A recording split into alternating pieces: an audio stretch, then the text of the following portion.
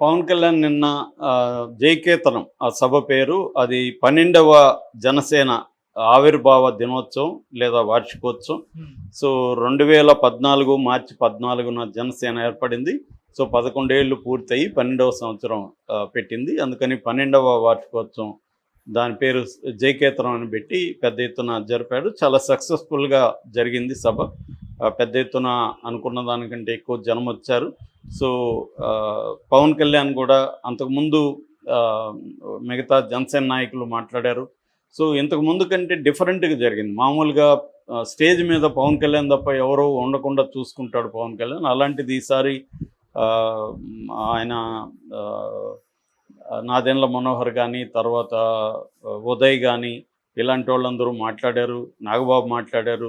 పవన్ కళ్యాణ్ కూడా దాదాపు 1.5 hour ఆయన స్పీచ్ ఉంది. ఈ స్పీచ్ కూడా చాలా ఆర్గనైజ్డ్గా ఉంది. నేను చాలాసార్లు చెప్పాను, ఈ మధ్యకాలంలో ఆయన మహారాష్ట్రలో మాట్లాడినప్పుడు కానీ ఒక ఆర్గనైజ్డ్గా స్పీచ్ని కన్స్ట్రక్ట్ చేసుకోవడం, ఏ అంశాలు మాట్లాడాలి, ఏ అంశాలకి ఎక్కడ ఎంత మాట్లాడాలి, దాన్ని ఇంట్రెస్టింగ్గా ఎలా మాట్లాడాలి, కొటేషన్లు ఏం చెప్పాలి, కవితలు ఉంటే ఏమన్నా కవితలు ఎలా చెప్పాలి, ఈ భాష ఎలా ఉండాలి, వీటి మీదంతా బాగా కసరత్తు చేసి ఆయన మాట్లాడుతున్నాడు. ఏదో నోటికొచ్చింది మాట్లాడినట్టు కాకుండా చాలా ఆర్గనైజ్డ్గా మాట్లాడుతున్నాడు. ఈ స్పీచ్ కూడా చాలా ఆర్గనైజ్డ్ ఉంది. ఆయన మెయిన్ పాయింట్స్ రాసుకున్నాడు కూడా, అవి కూడా చూసుకుంటున్నాడు. చాలా ఆర్గనైజ్డ్గా, బ్యాలెన్స్డ్గా తను చెప్పాలనుకున్నది అనేక విషయాల్ని దాంట్లో చెప్పాడు. ఫస్ట్ తన జర్నీ చెప్పాడు. ఇది అనేకసార్లు చెప్పాడు, ఇక్కడ కూడా మళ్ళీ చెప్పాడు. తన జర్నీ ఏంటి, తను ఇంట్లో వాళ్ళ నాన్న ఎంత స్ట్రిక్ట్గా ఉండడు, అన్నను కొట్టేవాడు, నన్ను కొట్టేవాడు. సో నన్ను చెంటి సినిమాలో మేనాలాగా ఏమి తెలియకుండా పెంచారు. నేను లేటుగా వస్తే మా అన్న కూడా షూటింగ్ నుంచి వచ్చేసి 2 గంటల సేపు వెయిట్ చేస్తూ ఉన్నారు. అలాంటి ఒక నేపథ్యం నుంచి వచ్చాను. నేనేవి కోరుకోలేదు, అన్నీ నాకు ఇవ్వబడినాయి, నాకు వచ్చాయి తప్ప నేను కోరుకొని వెంటబడి చేయలేదు. రాజకీయాలు కూడా అంతే, అలాగా నేను వచ్చాను అని ఆయన జర్నీ చెప్పడం. దాని తర్వాత తన సొంత డబ్బా ఎప్పుడు కూడా ప్రతి రాజకీయ నాయకుడు కొట్టుకుంటారు. ఈయన కూడా అదే కొట్టుకున్నాడు. నేను ఎంత గ్రేట్ వ్యక్తి, నేను ఎన్ని త్యాగాలు చేశాను. ఒక సినిమాలో ఫర్ ఎగ్జాంపుల్ నేను ఒక దేశభక్తి గీతం పెట్టాలనా లేకపోతే క్లబ్ సాంగ్ పెట్టాలనా అని ఆలోచిస్తాను. ఏది మంచి ఏది చెడు అని ఆలోచించి నా సినిమాలో పెడతాను. చివరికి నేను క్లబ్ సాంగ్ బదులు దేశభక్తి గీతం మేరా అదేదో జహాజ్ అదేదో ఉంది కదా ఖుషీలో దాంట్లో అది పెట్టాను. అది గద్దర్ కూడా మెచ్చుకున్నాడు దాన్ని. ఇలాగా కొంత సొంత డబ్బా ఉంది. దాని తర్వాత జగన్ మీదకి వెళ్ళాడు. జగన్ ఎంత ఘోరంగా తనని తిట్టాడు. తర్వాత ఈ 11 ఏళ్ళుగా మనం ఎంత ఇబ్బందులు పడ్డాము. జగన్ నన్ను అసెంబ్లీ గేటు కూడా తాకనీనన్నాడు. నేను బద్దలు కొట్టుకుంటా 100% స్ట్రైక్ రేట్తో వెళ్ళాను. ఈ క్రమంలో మనం పడ్డాము. 11 ఏళ్లలో పడిన చోటే మళ్ళీ నిలబడ్డమే కాకుండా 4 దశాబ్దాల అనుభవం ఉన్న తెలుగుదేశాన్ని కూడా నిలబెట్టాము అనేది ఆయన చెప్పాడు. దాని తర్వాత ఉత్తర దక్షిణ ఇది కూడా సౌత్ అండ్ నార్త్ డిబేట్ జరుగుతుంది హిందీ భాషకు సంబంధించి. దాని గురించి కూడా మాట్లాడాడు. ఆయన క్లియర్గా బీజేపీ వ్యక్తిలాగే మాట్లాడేది ఈ విషయంలో. మన స్టాలిన్ ప్రభుత్వాన్ని విమర్శించాడు. బహుభాషలు ఉండడం అవసరం అని చెప్పాడు. దాని తర్వాత ఈ నార్త్ అండ్ సౌత్ డివిజన్ మంచిది కాదు, ఏర్పాటువాదం మంచిది కాదని చెప్పాడు. అట్లాగే తమిళ ప్రజలు నన్ను ఆదరించారని కూడా చెప్పాడు. ఆ తర్వాత సెక్యులరిజం గురించి మాట్లాడాడు. అక్కడ కూడా తను సమర్థించుకున్నాడు. నేను ఒకప్పుడు సెక్యులరిజం నుంచి ఇప్పుడు సనాతన వైపు వెళ్ళానని చెప్తున్నారు. ఎంజే అక్బర్ లాంటి వాళ్ళే బీజేపీని విమర్శించి మళ్ళీ బీజేపీలో చేరలేదా? సో నేను తప్పేంటి, నా జర్నీ ఎలా ఉంది, నేను తప్పేంటి? ఒక పాత బస్తీలో గంట టైం ఇస్తే హిందువులందరినీ నాశనం చేస్తానని ఒక ముస్లిం లీడరు పిలిపించాడు. రాముడు తల నరుకుతుంటే చూస్తూ ఊరుకోవాలా అని ఒక హిందూ మతత్వాన్ని రెచ్చగొట్టే కార్యక్రమం కూడా చేశాడు. అలాగే సనాతన ధర్మం అంటే ప్రజలందరికీ మేలు జరగాలని కోరుకోవడం అని కూడా చెప్పాడు.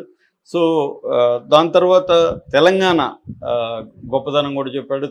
తెలంగాణ జనసేనకి జన్మస్థానం అయితే ఆంధ్ర కర్మస్థానం అని చెప్పాడు. తెలంగాణలో తనకి మాస్టర్జీ కావచ్చు, గుంటూరు శేషేంద్ర శర్మ కావచ్చు, ఈ క్రమంలో శ్రీశ్రీని కూడా గురించి మాట్లాడాడు. అట్లాగే గద్దర్కి తను అంటే ఎంత ఇష్టమో, గద్దర్ తనని ప్రజాసేవకు అంకితం కామని చెప్పడం, ఇవన్నీ కూడా మాట్లాడాడు.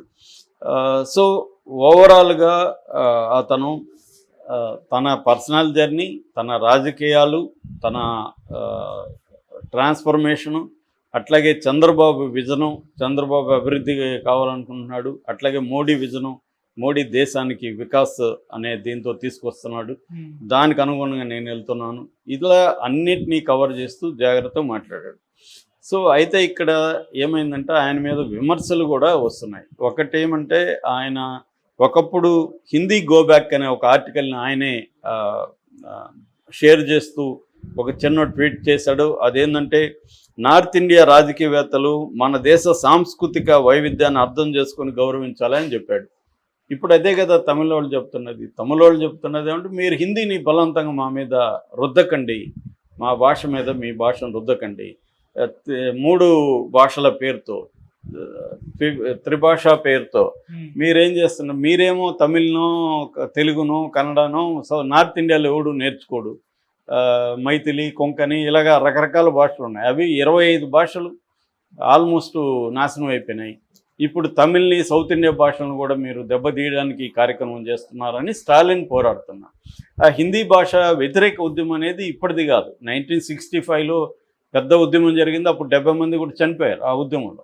అప్పటి నుంచి అది ఉంది. వాళ్ళు ఎందుకంటే నార్త్ ఇండియాలో ఎవరు సౌత్ ఇండియా భాషలు నేర్చుకోరు. వాళ్ళు ఇక్కడికి వచ్చినా మనమే హిందీలో మాట్లాడాలి, మనం నార్త్కి పోయినా మనమే హిందీలో మాట్లాడాలి. ఇక్కడ ఇప్పుడు మొత్తం చూసిన హైదరాబాద్లో ఈ మధ్యకాలంలో అయితే విపరీతంగా హిందీ వాళ్ళు వచ్చేసారు. వాళ్ళు ఎవరు కనీసం తెలుగు మన ఒక ముక్క కూడా వాళ్ళకి అర్థం కూడా కాదు, ట్రై కూడా చేయరు వాళ్ళు.